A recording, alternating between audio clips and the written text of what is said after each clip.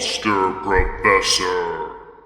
Welcome to the Monster Professor, a show in which we discuss and explore monsters in literature, myth, film, games, folklore, culture, and beyond. I'm your host, Josh Woods, author, editor, professor, and monster expert. And a few housekeeping notes before we get going on our monster focus for today. One, you might have noticed some episodes are coming out infrequently, though still coming out, but infrequently. And if that makes you mad and turns you into a certain kind of monster, I have a solution. How about, if you haven't already, subscribe to the show on whichever platform you listen to it on, YouTube or Apple Music or Apple Podcasts, I should say, Spotify or Stitcher or Google Play or you name it, so you can get notified when episodes come out, so you don't have to watch for my schedule. It'll just let you know when a new episode is out. We got a bunch of cool ones lined up this year, but I'm not sure it's going to be like an every week or every other week kind of thing. In fact, I know it's not going to anymore. I mention all this right away because I'm going to forget, because I keep forgetting to plug my own show when I have, like recently, I've had some awesome guests on and I plug their stuff and I can never remember to say, hey, like and subscribe. It really helps me out. Because I do this for free, I do it for fun, I do it for the love of monsters and for people who love monsters as well. So any little bit of support or like or subscribe really helps me out. I appreciate it.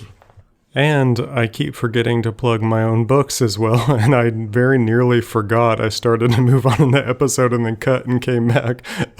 By the way, if you're new to this show, another way you can check out other projects I'm getting into is checking out my books. I've got a book of short stories, Oh Monstrous World, put out by Press 53, available to buy or order wherever books are sold. Check out Press 53's website, by the way, if you're into awesome literary fiction. Oh Monstrous World is literary/horror fiction, if I had to nail it down to a couple genres. And I've got a book, The Black Palace. That's a novel, and that's available on Amazon.com. Check those out. Okay, that's enough self-promotion. So how about today, let's get into Monstrous Plagues. And let's just jump right in, forget my little music thing I normally do right here. Let's just get right into it, because life might very well be short. At this point, I'm recording early March 2020, and although I'm pretty clueless about what's going on in the modern news world, if it didn't happen before 1600, I don't really know much about it. Maybe that's not a big surprise, given my obsession with monsters. There were more of them back then than there are now, I guess is why. But anyway, it finally came to even my attention that there's a plague going on around the world, like the real world right now. COVID-19, I think it is, or people are calling it the coronavirus. And I must be honest, I really don't know much about it other than people are taking it very seriously. And somebody recently asked me whether I'm prepared for it. And that's a tough one, because my ignorance of things going on in the world would lead one to believe, including myself, that I'm not very prepared for these kinds of things. However, when we get down to the details, you're talking to a guy who actually has a fully stocked vampire slaying kit just in case vampires start being real. And so I might very well be as prepared for a plague as anybody possibly could be. I won't go into any details, but holy water is ready even if that is required. With all that said, I figured, well, we haven't really done a Monstrous Plagues episode yet, so let's run through some. But I noticed there's already an excellent article that kind of does this. It tracks plagues in literature. It's by, I don't know who this writer is, although I'll have to start checking into his stuff more often because I like this article. It's by a guy named Adam Roberts. It was published in The Guardian, and it's called Fever Dreams.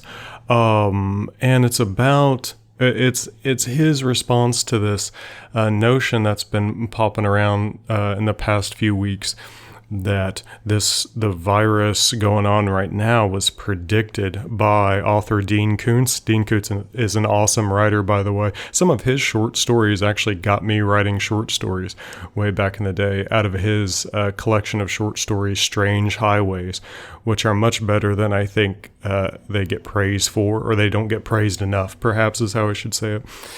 Anyway, he wrote a novel years back, The Eyes of Darkness, in which he postulated this future fictional virus, Wuhan 400, a virus that came out of the Wuhan province in China, and it sounds like that's where this current one came out. And I don't think the similarities continue past that point.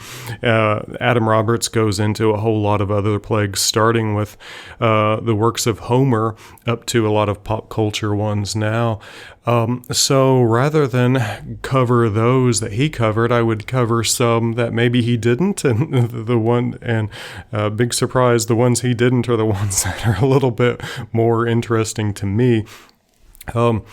And well, you know what? He didn't even cover the plagues of Egypt. And those are some of the coolest plagues. I guess only one of them is very virus-like, the boils attack, well, and the livestock plagues. But frogs and a rain of hail and fiery hail and darkness and rivers to blood and these kinds of things don't typically produce the same symptoms that viruses do. There's some crossover there, I think. But some of the coolest plagues to me, if I were going to just launch them out right now and then get into them as much as my time allows here, Edgar Allan Poe's Masque of the Red Death, there's just no getting around that one. And I think that how he handles the plague in that story, the Red Death, says a lot about the kind of thing I think you might end up seeing if this plague continues to get serious or gets more and more serious, or you might have already seen it. The Color Out of Space with Lovecraft, by Lovecraft. Then you got the zombie viruses, of course, and in literature and film and TV, and a John Carpenter virus or his version of one. So those, let's see if we can get to all of those. Let's first start, though, with a historical plague. It has to be one of the cool, if plagues can be cool. I guess I should take this a little bit more seriously, since I might very well be dead by this plague by the time you're listening to this thing. But with that said, if I am allowed to say plagues can be cool, the coolest plague in history that I know of is that dance plague. Now, there were a whole bunch of different dance plagues, believe it or not, throughout history, but the famous one is the dance plague of 1518, and that was it. It was 1518, isn't it? I better double check my sources. Sometimes I say the wrong things with such confidence so often. It is 1518. Okay, I say wrong things with such confidence so often that it's worth checking all the things I say, even if you're me. All right, so 1518 in Strasbourg, which is at this time in the Holy Roman Empire. It's right, we would say now it's right in France, right on the border between France and Germany. At this time, the Holy Roman Empire, which Barzun or Bloom said, the Holy Roman Empire, which was neither holy nor Roman nor an empire, but they had a plague breakout in which a lady started dancing. Now, I think it might have started on the feast of Saint Vitus or Vitus. I don't know how you pronounce his name precisely. And if you dance in front of a symbol or an image of Saint Vitus on his feast day, then you have better luck for the year. And so I think the story goes she started dancing in front of that. Regardless, they say her name is Frau Trophea, and I'm sure I'm pronouncing that wrong too. But there you go. Let's just call it call her Frau Trophea. She started dancing, and she just wouldn't stop. And then more people joined her, and more people joined her, and more people joined her. Week after week, within several weeks, over 400 people were dancing, but they just wouldn't stop. Now, I think surely they got food and water into them while they were dancing, but it was like catching on like a contagion. And the authorities and the medical professionals at the time, the 1500s versions of these things, they prescribed continuing to dance. Like if what your body's forcing you to do is dance against your will until you're exhausted, just dance yourself to exhaustion. That's at a time when the world of medicine was still playing with this idea of inflammatory cures, as in rather than trying to reduce symptoms, just go ahead and increase them as fast as possible so they'll burn themselves out, and then they'll be over and done with, and you can heal up. Like getting into a hot bath to fight a hot fever or something rather than a cold. Well, that didn't necessarily work in this case, and people started dropping dead. At the height of it, they say, sources say anyway, that 15 people were dying a day, and more people were just coming and dancing until they're dead, and they just couldn't stop. And music was being played by order of the physicians who wanted to keep it going to help them out, but that didn't work at all. It eventually dwindled down after, God, I don't know how many ended up dying. I'm sure in the hundreds, but it's probably hard to tell.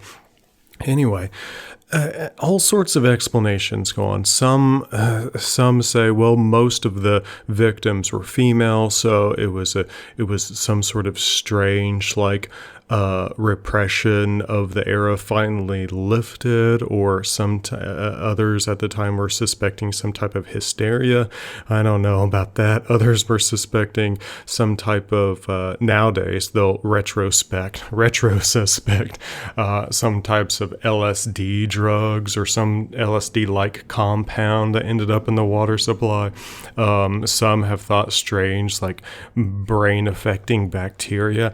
Truth is, we just don't know, but it happened more than just that time. But it was a real thing, whether it was some type of psychological delusion or whether some force was forcing them to dance against their will. That's beyond our knowledge. I guess we'll never know unless it starts up again.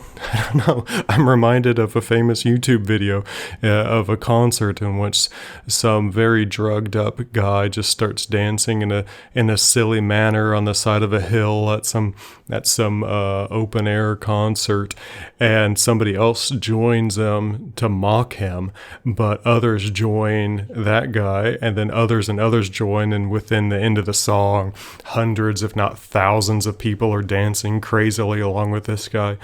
I don't know. What if wilder possibilities were in your brain and you're in that crowd? Would you end up being this part of this dance plague in which you danced yourself to death? I don't know, maybe. I mean, the idea is fascinating to me. Okay, how about let's jump over to Mask of the Red Death. Briefly enough to say why I think that matters. You've got Prince Prospero, who has all the worldly power and money and riches and friends anyone could ever imagine.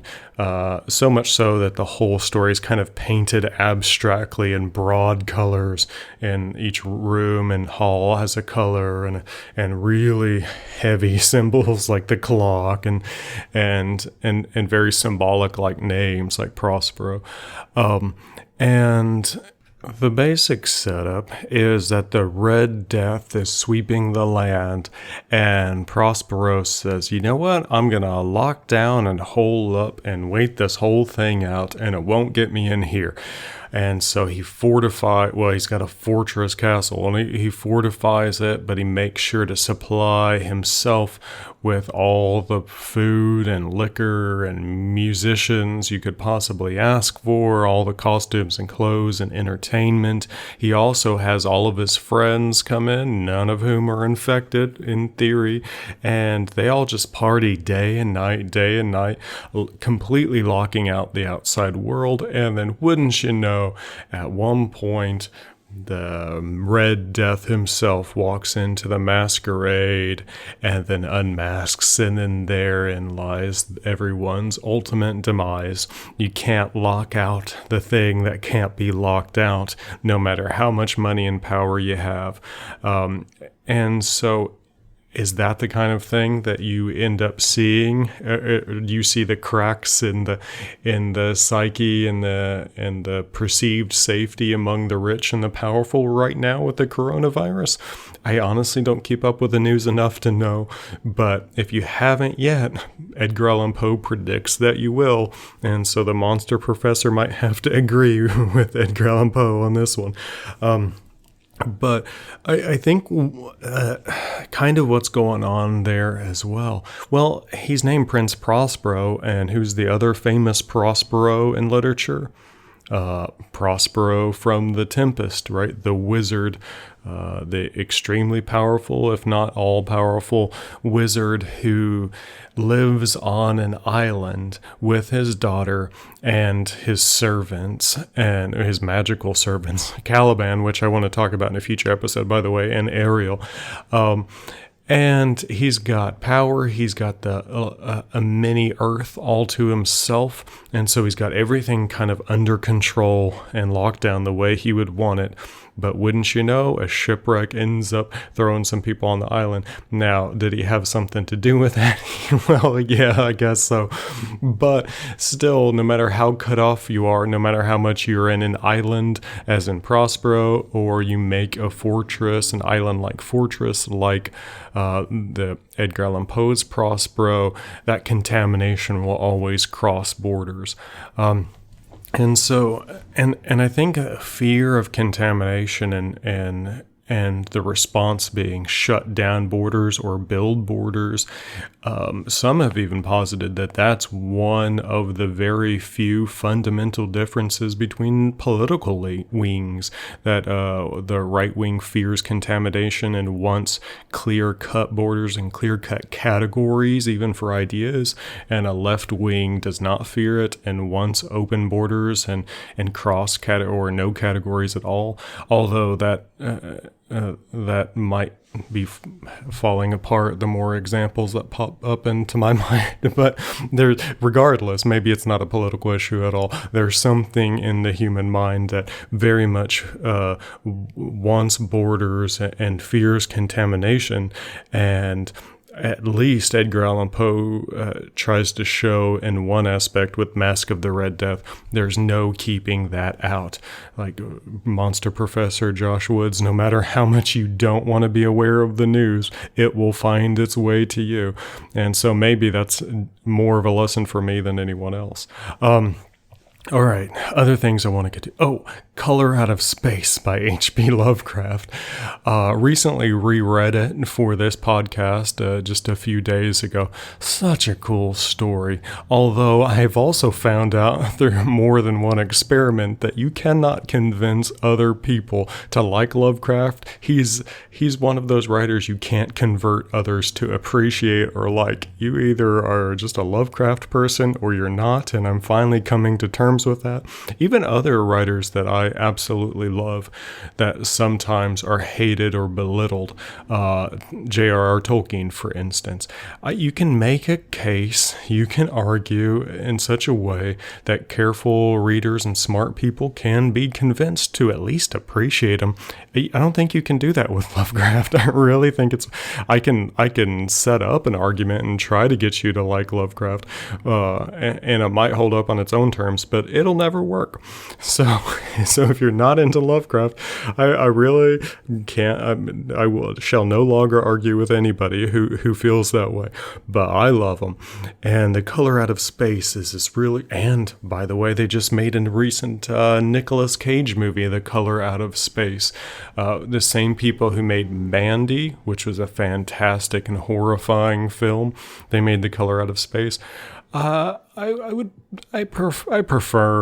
prefer Mandy, but Lovecraft is hard to film, man. It really is, and I can't point to successes. But The Color Out of Space is essentially meteorite hits this remote New England farm, and then weird stuff starts happening in it, and it has something to do with the color of this thing that spreads like a plague, but it's not really a color so much as Lovecraft says. It can only be called color as an analogy. The strangeness is not color exactly, but that's the closest thing we have words for. It seems somewhat radioactive, or at least a pop culture version of radioactive, but it starts mutating things. And I think that might be kind of a segue to the other plagues and what might be at the heart of monstrous plagues and stories and literature is this transformation or mutation. But one of the things that starts spreading into the landscape, into the trees, into the people, into the earth itself, into the water, into the animals is this gray, brittle death in which you're slowly like cracking apart, almost like glass. At least that's how I'm envisioning it, and this whole land, it becomes blighted with this strange, horrible, ancient, color radioactive plague thing. The absolute coolest version I've ever seen of somebody rendering this story out more visually, believe it or not, is a video game. It's called The Darkest Dungeon. I'm sure I've mentioned it on this show before. It's a fantastic video game available on Steam. Go check it out and support the indie group who made this thing. Beautiful artwork, very much inspired by Mike Mignola, the artist who created Hellboy. And they had an add-on to this game called The Color of Madness, in which a meteorite hits a farm and spreads this weird radioactive brittle death that is charismatic and colorful in some way. But the way they render it, it kind of turns everything ghostly and crystalline, and everything kind of breaks apart but gets super powered. And they go with this weird strange turquoise type of glowing color. But I think one of the coolest features, not only does everything kind of start growing and turning crystalline, but like the farm horses and the farm hands and the farmer himself, everything starts like breaking apart and fading away in a zero gravity kind of image, but they still hold together as if the arm was still there connected to the hand, right? So the hand will float along with shards of an arm, but it will be as if the arm's still there, even though it's not. And that it's really hard to create an uncanny effect like that visually when you can see it all clearly. It's easier, I think, or at least more accessible to do that through words than through visuals, because you have all the evidence right before your eyes when it's a visual, and yet they somehow do it. So absolute props to that artistic group who created Darkest Dungeon. Okay. All right, where am I now? Okay, I think I can get through all the ones I want to talk about within 40 minutes. I'm going to try. That's my goal. So how about let me jump back to that idea of the plague being this thing that transforms you. That's at the heart of the zombie stories. I know we've done a whole episode on the zombie before, but we've never really focused on what in these stories turns everyone to zombies. And most of the time, in most stories, it's some type of spreading plague, whether that's a virus or a bacteria or one thing or another. Now, in a lot of these zombie stories, most famously, say in Romero's Night of the Living Dead, it remains ambiguous. You don't really know what causes it. Some suspicion that it's something from space. Who knows? All sorts of suspicions pop up in that movie. But all of them could kind of hinge on this idea of a plague or a disease. And in the first the most influential of the first zombie stories, Richard Matheson's I Am Legend. I mean, that's essentially where Romero got his inspiration for Night of the Living Dead. That's where I think all zombie stories came out of, even though the zombies were kind of technically vampires, but they were just all zombies. And so you have Zombie Apocalypse Story, the first one, I Am Legend. And that was a disease, vampirus, if I'm remembering correctly, that had all these symptoms that matched up with old legends of vampires, and like photosensitive, like reanimation of the dead, and photosensitivity, as in they can't be out in sunlight, and these kinds of things. In probably the most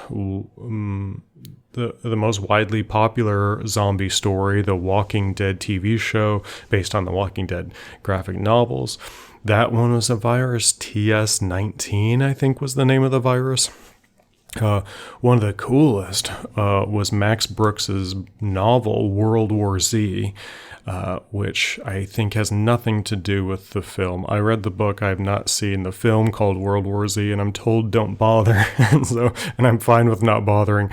But I will absolutely recommend the book. Fantastic book. And that is plague spread worldwide. That came out of China, wouldn't you know? And I don't know if many people are talking about World War Z, but the Chinese government decided to flood out this ancient valley with these ancient secret temples, and what it did was release this long-kept plague or virus that may or may not have been contained by wise men of ages long since gone, and it spreads and people turn into zombies. I think one of the cool things that Walking Dead did was posit, at least the TV show, and I honestly know that better than the graphic novels. It posits that this virus or the zombie plague, that it's airborne and everyone has it. You only are really affected by it after you're deceased. Then, no matter how you were deceased, you rise back up. Now, I'm not sure that they were 100% consistent with that idea, which maybe is a clue that they didn't fully commit to it, but they at least played with that idea, and it seemed true, at least in some seasons. And I think that's fascinating. That would really hit at the heart of their title, The Walking Dead, of the many ways they've kind of played with reinterpreting that title. One is that every character on the show is a zombie waiting to happen. It's just a matter of time. It's just a matter of when that's going to happen, because everybody is pre-zombie. And I think other zombie stories have played with that idea as well. What's at the heart of that plague part of the fear? You don't need the virus, the bacteria, the plague to have zombie stories, right? But so many of them do that anyway. Well, you've got that Mask of the Red Death fear, that when a plague is about, there's no keeping it out. But I think there's something else to this fear of transformation, that something can come out of the stars or out of the ground or out of the air itself and get into your system and turn you into something that is unrecognizable to your past self, turn you into something completely different from what you are. And that seems to be a true horror and a real fear that keeps coming up. Well, that was at the heart of Color Out of Space. The real horror was how this plague transformed not only the farm, but the family. There's this horrifying moment in Color Out of Space I can't believe I forgot to mention, when the farmer's wife starts going mad with this disease, with this strange color out of space that has infected her, that they lock her up in the attic, and she takes to crawling on all fours and shouting grand and horrifying, unthinkable prophecies, and begins to even glow, or even worse, seems to glow, but no one's quite sure whether that's in her head or in their heads, or whether this crazy mother up in the attic who's crawling on all fours and prophesying is actually glowing as well. That's an extreme transformation, but so is walking around as the dead. So is the plague that you catch in John Carpenter's The Thing, one of the coolest plagues on film, in which you've got this Antarctic base, these folks down there starring Kurt Russell among other people. Wilford Brimley is great in that movie. This is one of John Carpenter's finest, one of his Kurt Russell projects in the early 80s. And they're down in Antarctic, and they catch this extraterrestrial plague that transforms you or mutates you in this way. It makes all of your living cells fight independently for their own life, which is not at all how our bodies normally work. Even though we're made up of a whole bunch of separate living organisms, so many of them, you take one for the team, right? Like your skin does the cut, protecting you from basic cuts, even if it's at the expense of itself. But what if you were doing something for the good of your whole body that was going to harm one of your fingers? Well, your finger would reject and tear itself away and try to fight back and survive. And so with that concept, you get some, if you haven't seen it already, I really don't want to ruin this amazing, let's just call it a beheading moment that I was not prepared for it when I first watched it. Absolutely freaked me out. I kind of don't want to ruin it or spoil it anymore for anybody else who might get into it. I think I told you enough of the concept to perhaps convince you to get into it if you haven't already, or maybe to remind you how cool that film was on such a low budget, if you have forgotten The Thing. Yeah, I mean, the gross kind of body horror of that movie is freaky and horrifying, and that's monstrous. So maybe you don't have to dig any deeper to that fear, but I think deeper in that fear is indeed this fear of being changed or mutated by some type of contamination that's beyond your control to stop. And we fear that kind of change happening.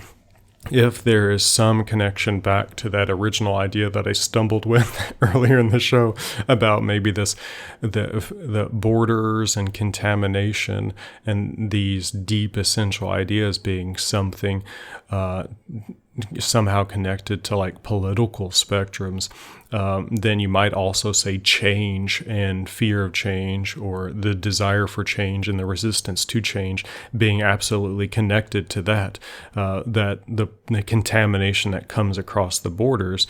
It's not that it simply kills, it's that the real horror is that it changes or transforms. So I think that's maybe. There's one other aspect of plagues I kind of want to touch on, but I'm having a dilemma right now because it gets kind of iffy. I'll just say the damn thing. Okay. I've noticed already, just on like social media platforms, that some people are consciously or not interpreting the plague as this other kind of thing than anything I've talked about. So far, what I've talked about is this kind of invisible vampire, this thing that seeps into your home, that like sucks the vitality out of you and then transforms you into something monstrous. If that's essentially what's at the heart of a vampire, and vampires and plagues have always been inextricable, then the type of Mask of the Red Death, zombie, the thing, plague I've been talking about, color out of space, is this kind of vampiric idea. But there's this other way to interpret plagues, and maybe the way we started, the plagues of Egypt, and plagues in other works of literature as well. Maybe Andromeda Strain kind of falls into that. I'd have to think about that one again. But this other interpretation of plagues as being the wrath of nature herself, or maybe even the wrath of God, but I think more often you see it as the wrath of nature. I even saw people circulating memes as in like they would take various images out of pop culture, they would have them kind of in a political cartoon way represent nature itself, and then the nation of China, and something about China, the Chinese government was like cruel to nature, and so this is nature's way of revenge. And I think that's, well, I don't know what I think that is. I think it's a potentially dangerous idea, but I think, I think it doesn't matter my judgment on this thing, because I think it's essentially in people's minds or in people's hearts, and it has always been. So I say a dangerous idea. I just, one of the first thoughts that came to my mind is thinking about the many thousands of people who have who have suffered and or have died from this very real plague, somehow having to they have to suffer for some completely unrelated tyrannical government's ideas about progress and nature and stuff. I think that's a bit unfair to the actual ground level, the real people who have to suffer real effects of life. But that story is an ancient one. All of the people, I mean, not all Egyptians were bad, but all Egyptians suffered, right? And so there is something to this notion that when a plague hits, it's the larger force, whether nature or God or whichever you feel like saying is over humankind or superhuman. The superhuman, it's the wrath of the gods coming down, and then that immediately leads into kind of either apocalyptic kind of notions or just essential change notion, as in after this, then people will have a revelation, awaken, change their ways. I think that's kind of at the heart of some of those versions of plague stories.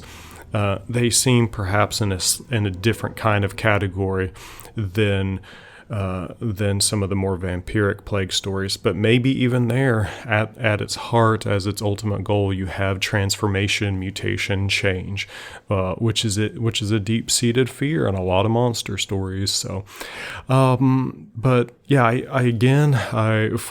there are so many monstrous plagues that I didn't cover. I think a lot of them are covered well in a survey, that article by Adam Roberts. So let me plug in one more time. Check that out, Fever Dreams. But I don't think you really got at the ones that I really enjoy, like I just did. And so there you go. So that's my take on Monstrous Plagues. And I hope the best for you out there. Who knows what's going to happen? Hopefully no more than what has already happened with the many other popular plagues that have come along in the past decade or two, which have been many and many. But who knows? show. So regardless, I'm gonna, as best I can, keep plugging away on cool episodes as I have cool content. So subscribe and like and support if in any way you can. If you're a fan of the show, spread the word. That probably helps more than anything, honestly. And so I hope you enjoyed it, because you just survived another episode of The Monster Professor.